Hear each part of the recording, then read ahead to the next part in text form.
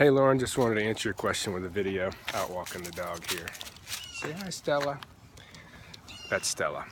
Okay, so you can keep this really simple when it comes to paying yourself. If you wanted to use a payroll service, it doesn't really make a lot of sense right now as a solo practitioner because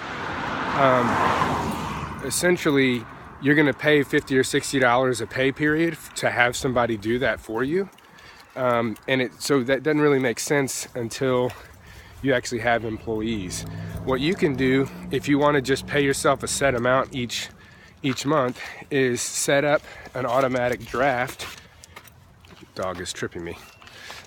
Set up an automatic draft from your business banking account to your personal one. That's kind of what I have going on right now. Or if things in the beginning there, you got like busy weeks and not so busy weeks, and you want to make sure you don't overdraw, then at the end of each month you can just pull out what you want or need over to your personal account. And the reason you can do that is that if you're a single member LLC, then it doesn't really matter if the money is in your personal account or in your business account.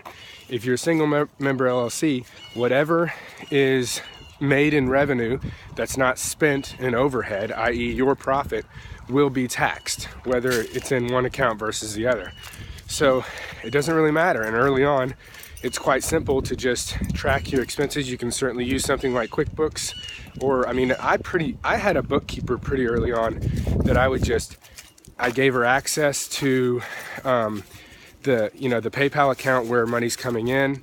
I gave her access to my bank account where she can see expenses, and then I save all my receipts. You want to make sure that when you're out talking business, doing anything that could be business related or business generating in any way, that you save your receipts from those activities.